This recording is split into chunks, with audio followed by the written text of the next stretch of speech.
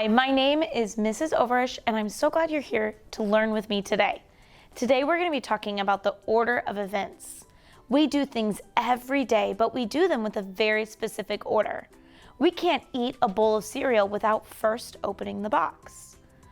Today we're going to practice doing things in specific order of events. The order of events when we are doing things are first, next, then, and last. Can you read these with me?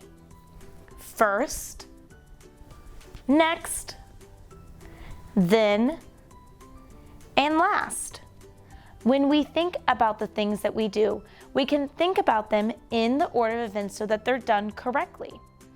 What about eating a bowl of cereal? What are we going to do first when making ourselves a bowl of cereal for breakfast? Well, first, we might get our things ready. So we might get our bowl and our milk and our cereal ready to go. Next, we might add our cereal into our bowl. Then we can pour our milk over our cereal. And last, we can enjoy our bowl of cereal. What about when we're washing our hands? We know we should wash our hands when we're going to the bathroom or when we're getting ready to eat something. What should we do first when washing our hands? Well, first, we might turn the water on and get our hands wet. Next, we might get a squirt of soap and get our hands all sudsy and ready to go. Then, we might wash all that soap off of our hands. And last, we might grab a paper towel or use a hand towel to get them dry. There are many things that we do in the order of events. Another thing that we think of when we're thinking of doing things in a specific order is planting a flower. We might first plant the seed into the soil. Next, we might water our plant.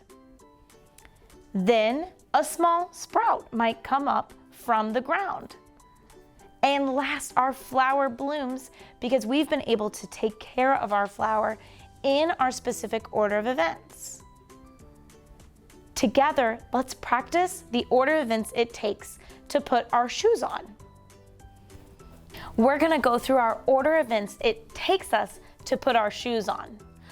I want you to go ahead and go grab the materials that you need to put your shoes on. So for me, I have my socks and my shoes. Go ahead and go grab what you need so we can practice this together.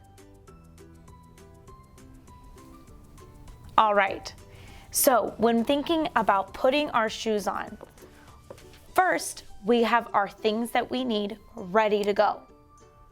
What are we going to do next? Should we put our shoes on next? No. Should I go ahead and tie my shoes? No. I think I'll put my socks on next. So next, we get our socks on our feet.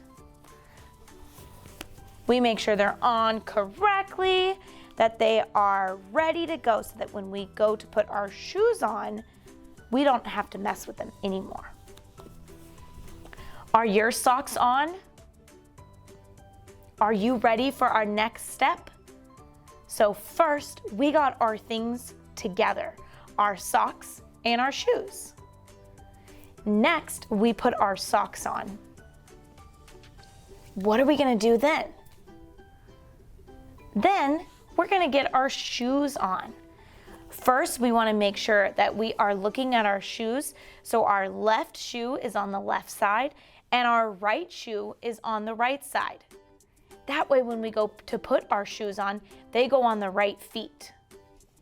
Remember that our left shoe should have the curve on the inside, and the right shoe will have the curve on the left side. Let's go ahead and get our shoes put on. I'm going to put my left shoe on my left foot first. Now I'm going to put my right shoe on my right foot. Am I ready to go? No, not yet. What step do we need to do now? We have our last step. First, we got our shoes and our socks ready. Next, we put our socks on. Then we put our shoes on. And last, what are we gonna do? That's right, we need to tie our shoes. You might be wearing different shoes at home. Your shoes might not have a tie on them. Maybe your shoes have a strap or a piece of Velcro. So you need to go ahead and tighten up your shoes and get them ready to go for your last step. But I need to tie my shoes. Can you help me tie my shoes? All right, let's go. First, I want to make sure I get my shoelaces tight. Then I'm going to tie my knot. I make one loop. Do you see how I have one loop with my fingers? Then I can take my other shoestring and wrap it around my thumb that's holding my first loop. Now this shoestring needs to go underneath through the hole, and I can pull it tight. Now this foot is ready to go. Am I ready to go? Have I completed my step? No, not quite, because I still need to tie my right shoe. Can you help me tie my right shoe? First, I pull my shoelaces tight and I tie my first knot. I want to make sure I have a shoelace in each hand. I first make one loop with my fingers, and when I hold on to the other shoestring, I wrap it around my thumb and I put the shoestring through the hole and pull it tight. Now, am I ready to go? Did you get both of your shoes tied and ready? Maybe you strapped yours closed so you're ready to go. First, we got our shoes and our socks ready. Next, we put our socks on. Then we put our shoes on. And last, we tied our shoes. Nice job. Thank you so much for helping me with my order of events with putting my shoes on.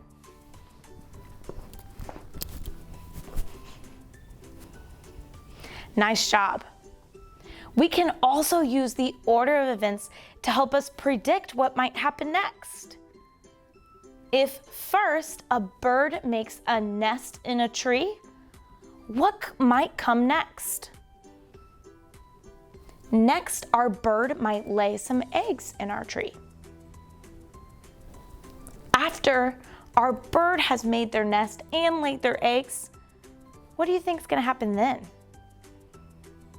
Our eggs might hatch and baby birds might be born. And then maybe last, our birds might fly away together as a family. So our order of events can help us when we're making predictions. With someone at home, I want you to tell them the order of events that you use when brushing your teeth. We brush our teeth every morning and night. So what order do you do your steps in?